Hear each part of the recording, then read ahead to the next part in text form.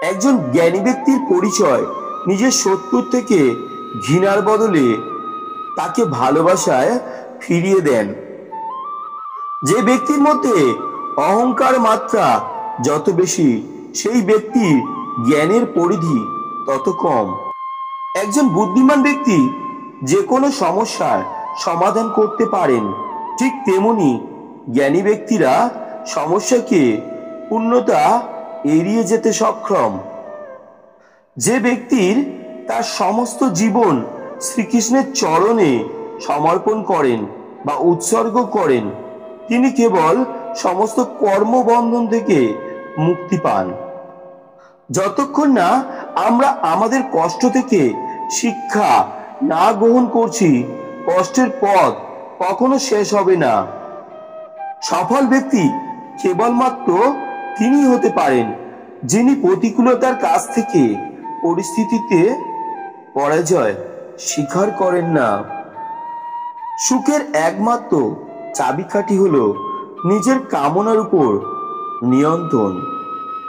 ভগবান শ্রীকৃষ্ণ বলেছেন, ক্রোধ বুদ্ধিকে গ্রাস করে, লোভ মনুষ্যত্বকে গ্রাস করে, চিন্তা আয়ুকে গ্রাস করে, আর অহংকার মনুষ্যত্বকে গ্রাস করে। তোমার কর্ম যদি সঠিক হয়, পৃথিবীর সমস্ত মানুষ তোমার বিপক্ষে হলেও জানবে ঈশ্বর তোমার পক্ষে।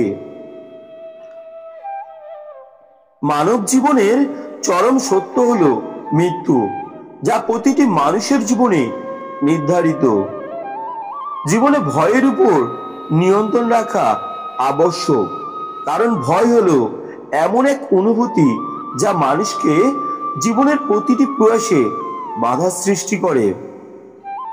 সমস্যা মানে জীবনে থেমে যাওয়া নয়, সমস্যার অর্থ হলো নতুন কিছু শিখে সমাধানের পথ খুঁজে বার করা। ভগবান বলেছেন, আপনাকে যা কিছু করতে হবে তা করুন, কিন্তু অহং দিয়ে নয়, কামনা দিয়ে নয়, হিংসা দিয়ে নয়, বরং প্রেম, করুণা, নম্রতা এবং নিষ্ঠার সাথে। যা ঘটেছিল তা ভালোই ছিল, যা ঘটছে তা ভালো চলছে, যা ঘটবে তাও ভালো হবে। ভবিষ্যতের কথা চিন্তা করবেন না, বর্তমানে বাস করো। আপনি আমাকে জয় করতে পারেন কেবলমাত্র প্রেমের মাধ্যমে, সেখানে আমি আনন্দের সাথে জয়লাভ করেছি।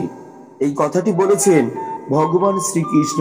যে কেবল ভালো কাজ করে, সে এখানে বা ভবিষ্যতে পৃথিবীতে খারাপ পরিণতি পাবে না। যা কিছু করতে হবে তা করুন, কিন্তু অহংকার দ্বারা নয়, কামনা দ্বারা নয়, হিংসার দ্বারা নয়, বরং প্রেম, করুণা, নম্রতা ও নিষ্ঠার সাথে করুন। সমুদ্র হোক বা সংসার, যে ধর্মের নৌকা প্রস্তুত করে সে ঠিক পার হয়ে যায়।